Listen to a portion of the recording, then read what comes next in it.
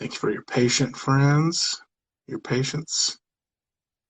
We'll get this going. Hope everyone's had a great week.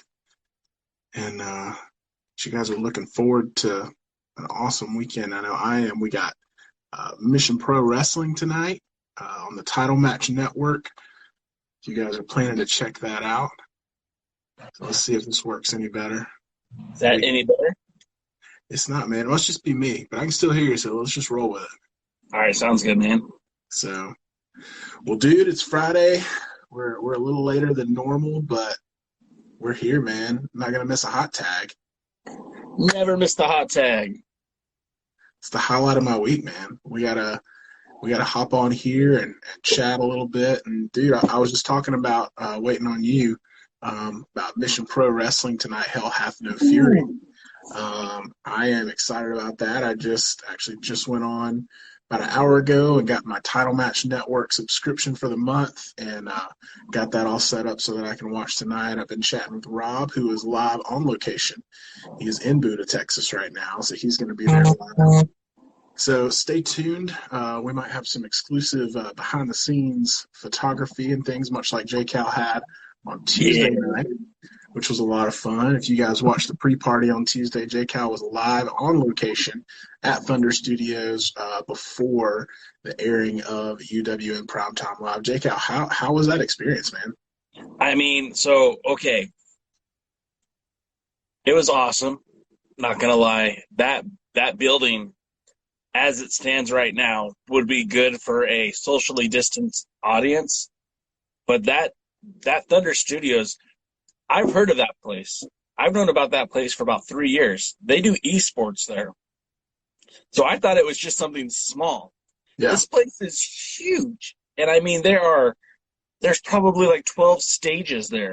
And if this pay-per-view continues to grow and audiences do come back and Southern California allows fans to attend, man, that place is going to be rocking and rolling.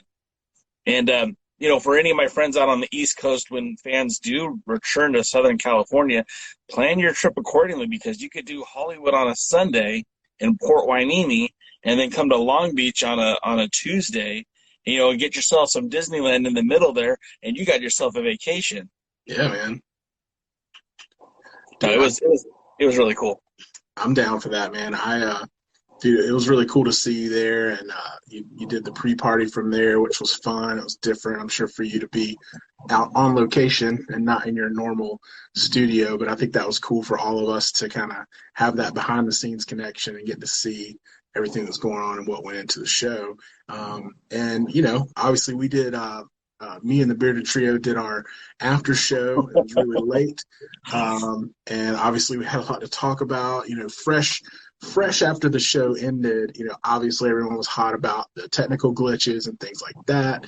And so that was a big topic of conversation. But we did manage to focus on the wrestling that happened and focus on some of the storylines and things that developed. But one of the things that we wanted to focus on today for the hot tag was just kind of look into the future. Who do we want to see show up on Primetime Live? What are some potential storylines, even some potential crossovers and things like that? It's almost just fantasy booking between the two of us of, where we hope this will go. We've got the premiere episode under our belts now, and so where do we go from here? So we know coming up we've got Thunder Rosa versus Priscilla Kelly for the NWA World Women's title. So that's coming up this coming Tuesday. But there was a lot of things happened on this episode, this premiere episode of UW and Primetime Live.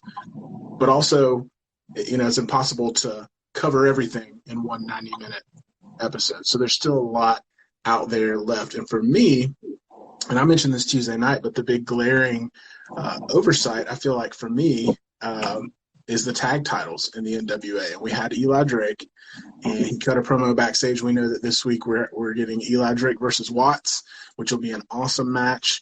But he didn't even have the title belt. And that was something that was a little bit concerning to me. So I'm just wondering, where are they going with the NWA tag team titles from here, and what's going to happen? There's been a lot of chatter in our Discord today about some stuff pertaining to that and the TV title, the NWA TV title. So for me, those were kind of my biggest questions coming out of it. How are we going to be able to see, or how are we going to see the TV title, the tag titles, those even the national title with Aaron Stevens. We know he's involved, but he wasn't on screen, and that title wasn't on television. So my big question is really surrounding the NWA titles. How are you feeling about that? Well, so the observation that I made that it's been in the back of my mind is, United Wrestling Network doesn't have a women's championship. The United Wrestling Network doesn't have a World Heavyweight Championship. United Wrestling Network has its own tag team titles, and the United Wrestling Network has its own TV title. So what if they're not looking to fill those vacancies that they already have? Maybe the NWA tag team titles aren't a part of this picture. When TNA started and they first started doing their weekly pay-per-views, which is basically the same model that we're seeing right now, you had the NWA World's Heavyweight Championship, which was the NWA brand. You had the NWA Tag Titles, which was the NWA brand. But then you had the TNA X Division Championship, which was exclusive to TNA. They didn't bring in the junior champion. They didn't bring in the women's champion. So, and this hasn't been verified by Dave Marquez. No one has said anything directly to me, but what if they just don't plan to use the NWA Tag Titles? What if they don't plan to use the NWA TV title? Like you said, the national title seemingly would make sense because they don't have a national title. They do have several, the Hollywood Heritage title. They also have the Arizona Championship title. They defended the West Coast Pro Wrestling Championship. But with Aaron Stevens there, he's right there. It would make sense that at some point he would step into the ring for the show, but maybe that's not in the cards, and maybe they're only going to focus on the NWA World's Heavyweight and the World's Women's Championship. That's just an idea. Yeah, and I think, too, we have to remember as NWA fans, and you're, I think, a lot more connected to UWN and Championship Wrestling from Hollywood and things like that than a lot of the rest of the primarily NWA fan base. And I think one of the things we have to remember is this is UWN Primetime Live, and this is a Dave Marquez production. Yes, it's a partnership with the NWA, but let's not get it backwards. This is not an NWA show where they're allowing UWN talent to come in. It's the other way around. It's a UWN show. Dave Marquez is putting this production on, and he's partnering with the NWA to give the roster a spotlight, and much like we saw, the first main event and presumably the second main event, even though Priscilla Kelly's not NWA talent, it's another NWA title that's being defended on show 2. So they're getting a lot of spotlight, but it's still not an NWA show, right? This is not Power 2.0. This is not, a show that is built around NWA. This is a show that the NWA is a part of. And because of that, and one of the things that really, became apparent to me this past week, technical glitches aside, is the fact that 90 minutes is not that long. And we're conditioned to, at the very least, I know Power was shorter, but at the very least, when we're talking about mainstream wrestling and stacked cards, it's a 2 to 3 hour show normally for a pay-per-view. So it's like you can't do everything in one 90-minute block. You know what I mean? You kind of got to pick and choose. And I think you're right. Your way of thinking is right in the way that, if they're going to bring all those titles on, especially the first show or even the first and second show, a lot of those UWN titles and storylines and things like that would have to be pushed to the side. And I just don't think that's in the cards for this particular show. And you also have to look at the financials of it too, right? Because it's not cheap to run these wrestling shows. And Dave Marquez has given me some estimates. And, being at Thunder Studios, it's even probably doubled or tripled from what what he initially told me for Hollywood. When you look at the size of these cards and the talent that they're bringing in, they have to find a way to kind of placate everybody. You know what I mean? Like, the NWA needs to have some spotlight. That's what sells the pay-per-view. No doubt about it. But what about all the guys that have been putting in the hours for Dave Marquez, have been building that United Wrestling Network? Guys like EJ Sparks, who's a former Arizona champion. Guys like Dan Joseph, who is the United Wrestling Network TV champion. Guys like Watts, who up until recently was the Hollywood Heritage champion, or Ray Rosas. These guys need to be spotlighted as well. That's part of the reason why they're doing this pay-per-view is, again, to bring these diamonds in the rough to the forefront. So they do have to manage this concert a little bit better. Like everyone else, I did feel like that main event was rushed. But at the same time, I think a lot of people had some unrealistic expectations. If you thought that that was going to be a 30-minute match, I think you're fooling yourself. If you thought you're going to get some sort of Iron Man Broadway show, that just wasn't going to happen. But I really think they told a lot of story in a short amount of time. I think they did exactly what they needed to do and establish Michael Bennett as a genuine threat. And I think, ultimately Nick Aldis proved why he's the world freaking champion. Because at any given night, he's going to put that belt on the line to defend against anybody. And even still rose to the occasion. Yeah, I mean, yeah, I'm with you, man. I mean, I think that and it's another topic of conversation that we had in our Discord at length after Tuesday, just about the match length and things like that, and what we would have liked to have seen. I think, yeah, at the end of the day, I mean, the story was told, the things got across that needed to get across. And I said this in our chat, but I respected Michael Bennett before this match. I respected him even more after. So they accomplished that purpose. His respect from the fans grew. He's definitely a credible threat. There's a lot of question marks of how that was going to go down. We've seen him in action. We've seen him go one-on-one with the champion. And, it was a great match. And, I mean, you're right. I think a lot of this is about tapering your expectations. And I don't mean that in like a pessimistic way. I just mean, no. We would love for this to be Power. We would love this to be the Crockett Cup, right? Those are as NWA fans, we would love for those things to be what this is, but it's not. This is UWN Primetime Live. And we really just need to be overjoyed that we're getting to see an NWA World's title match, you know what I mean, and an NWA Women World's title match next week. So I think that's the context, and I think if we go into it with those expectations, even the questions I just mentioned up front about the tag titles, the national title, the TV title, all that, what the reality is that those questions may not be answered on this show, on UWN Primetime Live. And we just got to be okay with that, because those questions will be answered when Power returns or when we get an NWA-specific pay-per-view and start having to build to that and things like that. So it's really just understanding that this dynamic with UWN Primetime Live is not going to be the same as a dynamic of an NWA show. Yeah, and I mean, that's it. That's the end of the statement right there. It's not an NWA show. It's going to feature elements of the NWA. It's going to keep the narrative of the NWA moving forward. It's not getting stale. It's not getting withering away and dying. It's a part of something else. But as Marquez said from day one, this isn't replacing Power. This isn't Power 2.0. This is United Wrestling Network Primetime Live when Power returns. And look, man, I'm beginning to feel like that's getting closer and closer as the days go by, because more and more we're seeing more socially distanced wrestling. But ultimately, like, this show is very much not a WrestleMania type event. It's a TV show that's a pay-per-view TV show. It's 90 minutes. It's if you had to pay the same amount for Power, you would probably be disappointed. Right. I mean, Ricky Morton, Nick Aldis, to me, I don't want to pay for that.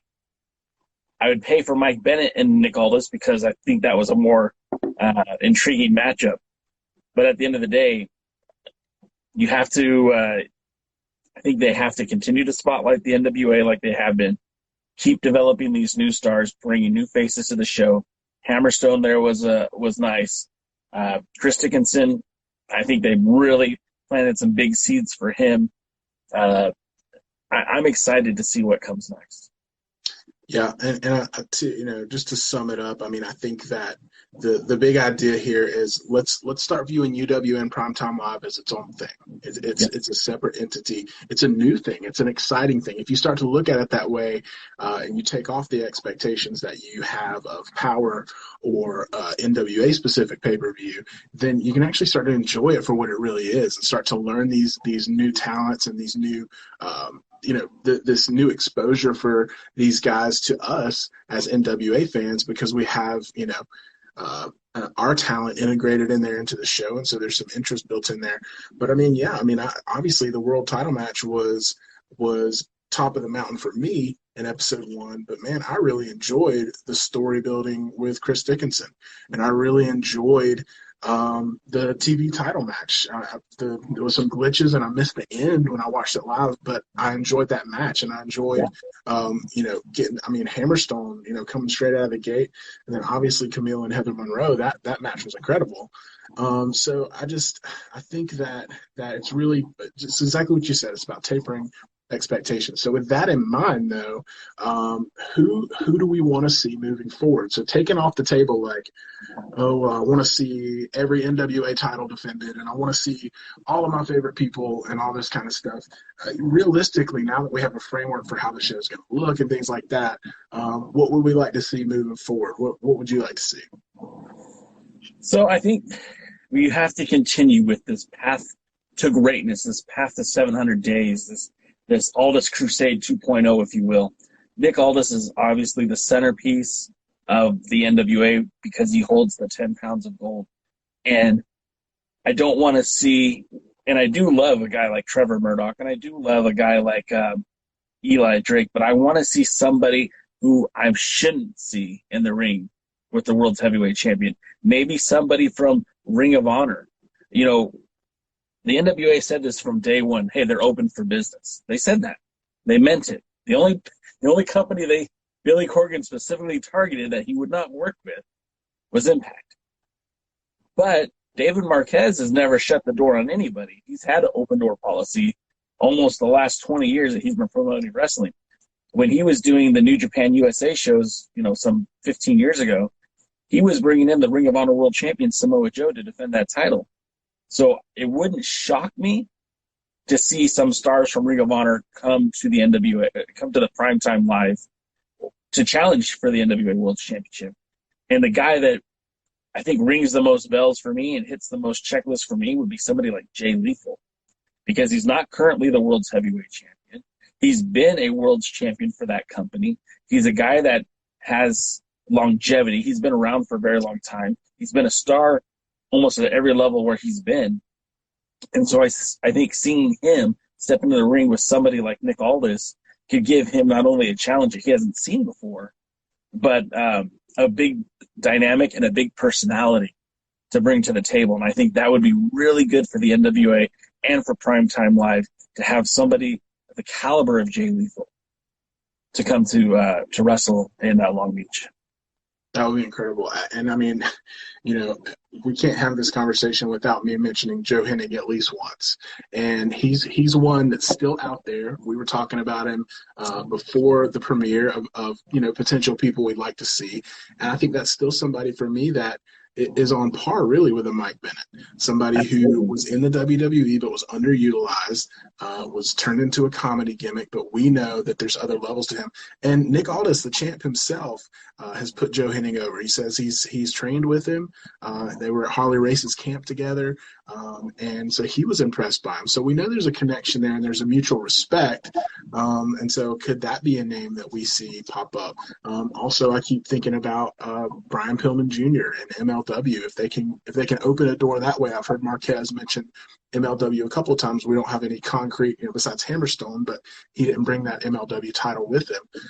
So, if we can get some crossover there, that would be kind of cool. But, even Chris Dickinson, I'm sitting here watching him and I'm wondering, I mean, this brash, disrespectful guy, is this somebody that his just total disregard for tradition and class, is that somebody that can clash with Nick Aldis? Because Nick's not going to take too kindly to somebody who comes in there recklessly like that. He's going to want to be a lot more buttoned up, and he's going to say, hey, buddy, you're not wrestling material.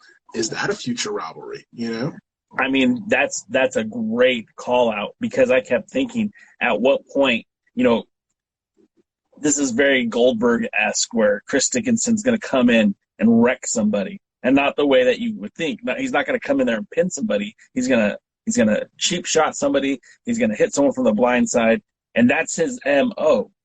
And if you put that up against the Primetime Wrestling, Primetime Live United Wrestling Network universe, I mean, there's opportunities to have these kinds of events that lead up to that bigger and better picture. And who bigger than the world's heavyweight champion? Who bigger than the real world's champion? I think that is bound to happen. It almost has to. Yeah, if they keep playing it this way. And Dr. Rob Stinson will appreciate this, but you can throw the babyface heel gimmick dynamic out the window, because at the end of the day, Nick Aldis, as Dr. Rob says, is a statesman, and he is very buttoned up. He's very polished. He is a champion that carries prestige. And Chris Dickinson has come on the scene, and he is the exact opposite of that. I mean, he's just wearing a ripped-up T-shirt. He's just beating up guys on the outside of the ring before the match even starts, screaming out, to the camera and to Billy Corgan and to Dave Marquez and everybody, just really disrespectful. And so, it's not about heel versus babyface, because I can hear that argument already saying, well, technically Nick is a heel. That's debatable. And then, obviously Chris Dickinson's the heel. So how would that work? I don't think that's a dynamic that you have to take into account. I think their personalities clash so much already that that's a believable feud for me. And I think, honestly, when it comes down to the dynamic of a face and a heel, right? The difference between the two is the heel is justified in everything that they do. So Nick Aldis was justified and bringing in Strictly Business to take out Tim Storm. And you can't debate him on that. That was the right thing to do, because he is the NWA World's Champion. To have these feuds where there's somebody who's coming in and disrespecting the boss, right? Both bosses, Dave Marquez and Billy Corgan, disrespecting his paycheck, disrespecting the title that he's holding. He's a world's champion. He's not going to sit for that. He's not going to sit idly by and let some yahoo come into his home, the building that he's building, and disrespect the NWA. Let's be honest. Right now, the NWA is two people, okay? It is Nick Aldis and Thunder Rosa. That is the NWA, period.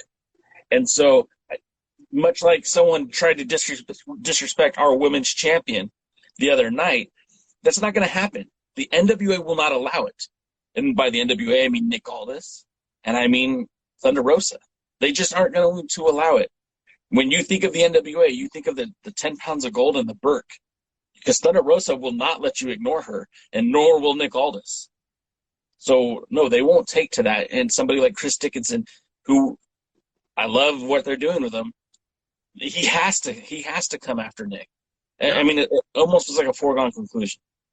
And I could totally see it being a story arc of, Nick's going to look at him. I can almost see it in my head already. He's going to look at him and be like, no, you absolutely don't get a title shot. You have not earned it. You are not a Mike Bennett level athlete or talent or even in respectability like he is. And so, no, you don't get one. And I can see Chris Dickinson just losing his mind. And, like you said, you compared it to Goldberg, but with more of an evilness to it, of just like plowing through guys and taking people out and just leaving a wake of destruction before eventually there's no denying, okay, we got to have this match to put this to bed. I can see that happening. And then another name, the other name that I wanted to mention before we sign off for today is Tim Storm. Because I just feel like, you look at Power and you look at just how over Tim Storm was. I mean, going all the way back to the 10 pounds of gold. I mean, when 10 pounds of gold started, he was the world's champ, right? And he's been doing some other stuff. He's been doing interviews. He's around, right? He's not retired. He's not out of the limelight. So, what are your thoughts on the possibility that in the next few weeks we might see Tim Storm on Primetime Live? I also think that's a foregone conclusion. I mean, I do believe that the roster of Power eventually will be on Primetime Live. I think it's just this. For any good story to be told, you need to lay down a foundation, right? You need to identify who people are. That's why we got that feud with the Tribe and the Wolf Zaddies that ended up going to a double countout, because without knowing who those two teams were, that there had to be some history for those guys to go like that. And so the groundwork is starting to be laid down. So we know Dan Joseph is United Wrestling Network TV champion. We know Ray Rosas is the Hollywood Heritage champion and the Arizona champion. We know that Hammerstone is the West Coast Pro Wrestling champion. And we know that Nick Aldis is the world's heavyweight champion. So now we have a foundation. And we also know that at some point, Zicky Dice, he's got to defend that TV title. At some point, we know that Aaron Stevens is going to have to defend that national title. We need to bring in these guys, but not on night one, not maybe even on night two. But again, when you bring in somebody like a Zicky Dice, it's going to be a big deal. When you bring in somebody like Aaron Stevens to wrestle, it's going to be a big deal. And when you do bring in Tim Storm to wrestle, as Dr. Rob Simpson says about our world's heavyweight champion, the Elder Statesman, Tim Storm is the original Elder Statesman. He carried this brand when nobody really cared about this brand. So I do believe you'll see him show up. I do believe you'll see him take part in this show. It's just, again, it's a feeling out process. They have to keep putting people in the right spots, in the right places, and eventually we're going to get some great stories being told. I think so, too. I want to mention, what are your thoughts? This is another conversation we've been having in our Discord, NWA Fam Discord. But what are your thoughts on TV title versus TV title? People seem to be really amped up about that. What are your thoughts on that? Well, I, for one, I do believe I was the first person to say that there should be a unification bout. I do believe that as talented as Dan Joseph is, he does represent the United Wrestling Network. Zicky Dice represents the NWA. And, both men are great. They're both great talents. But at some point, there's got to be some sort of animosity. Power versus Hollywood, right? And that can all play out right in front of us. And, Becky Lynch used to look so badass with both titles as she walked down the ring. What if our TV champion was a unified TV champion holding, both belts, right? I think that would be very compelling, very interesting. And then again, it also kind of sets up maybe a future challenge for the world's heavyweight champion. Hey, I hold 2 titles. Nick, you only hold 1. Let's do this. Yeah. I think that really could be compelling storytelling. I think so too, man. And everybody else that has been presented that idea has seemed pretty amped about it, to be honest. You know me, I'm a big TV champ guy. I'm an Art Anderson fan, so that belt just to me is synonymous with talent and great work. And so I would love to see that. And so there's a lot of directions we can go. See, now you're just showing off. But I'll see if I can find one. I'll see if I can find an extra one. There you go. But there's a lot of directions we can go, and there's a lot of titles. Again, like I mentioned before, the tag titles are in the same boat. Do you do the same thing with the tag titles?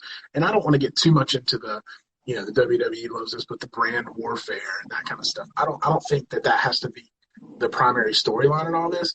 But when you've got a show that you've got crossover from different promotions, and you got 2 sets of guys standing there, and they're both tag champs, naturally, because these guys are competitors, don't you think they'd look at each other and go, we're the real tag champs, right? Yeah. Let's settle this. So I think that is a compelling storyline from just that authenticity standpoint of like, if I'm the TV champ and you're the TV champ, well, we can't both be the TV champ, you know what I mean, on this show. So we got to settle this. So I can see that playing out in some really fun and competitive ways.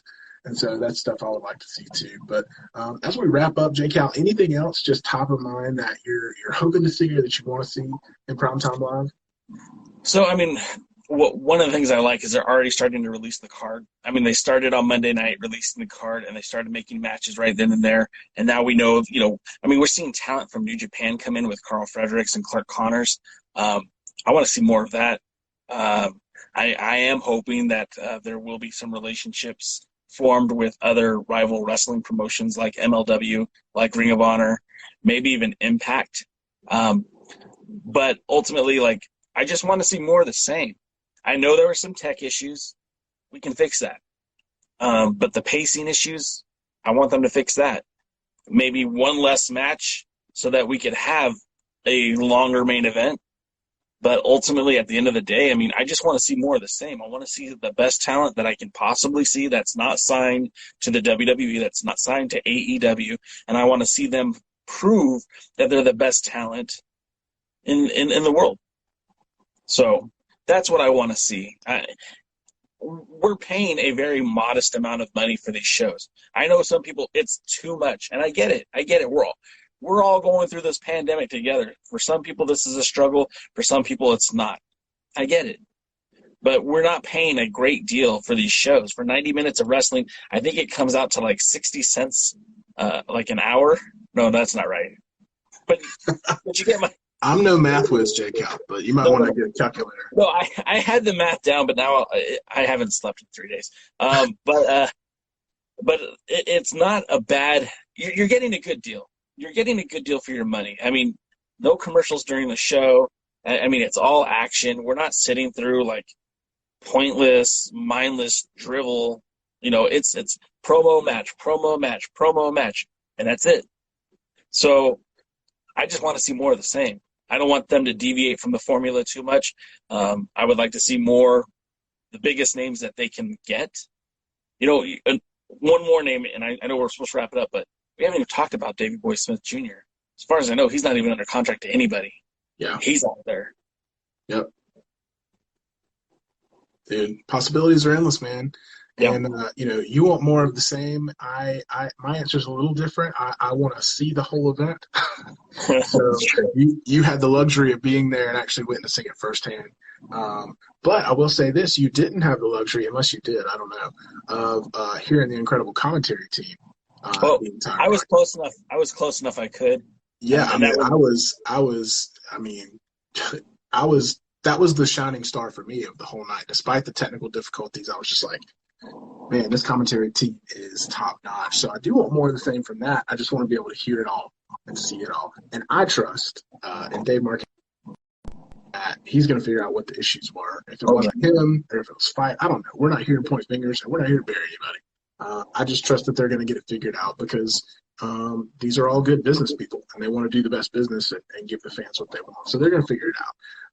But yeah, I as far as the action, I'm with you. I like the formula. I like just the tried and true method of let's do some backstage promos and let's have some fights, and so I hope they stick to that. I do like announcing the card a little bit a week ahead to kind of give you an appetite for what's coming up.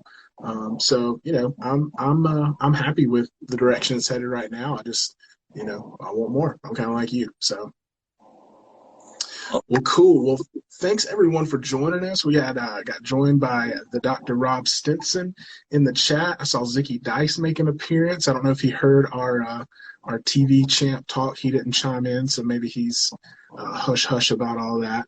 Dave Scooby, of course, as always. Everyone else who joined us today, thank you so much. This has been the Friday Hot Tag. That is J. Cal. Do not miss the pre-party on Tuesday at 5 o'clock Eastern. J. Cal, where are you at everywhere else online? At the Alliance Blog. Very easy. It's just at the Alliance Blog. You can find us on all socials right there. And Will, besides some of this great SEO content you're putting out, where else can folks see you? Well, man, I am at Hey It's Will on Twitter, Facebook, Instagram, at Real Hey It's Will on TikTok. As J. Cal just referenced, I've been putting out some digital marketing content. So if you're interested in digital marketing, want to learn a little bit about SEO and content and things like that, follow me over on TikTok. But as far as NWA content, right here at the NWA Pod on Instagram, Twitter, and also TikTok. And I think we are going to be going live tonight after Mission Pro Wrestling to do kind of a recap. It may just be me and Gary because, as I said, Dr. Rob is actually live on location in Buda, Texas at Mission Pro Wrestling Hell Hath No Fury. He may join us for a report. But, yeah, we're looking at going live, and then we'll be live Sunday night at 8 p.m. Eastern to go through all the big news from the week. We got plenty to talk about, so don't miss it there. We're at youtube.com/the NWA Pod. So thanks everyone for joining us. Thank you, J. Cal. Always a highlight of my week to get to chat with you a little bit on the Hot Tag. And so until next Friday, we will see you guys later.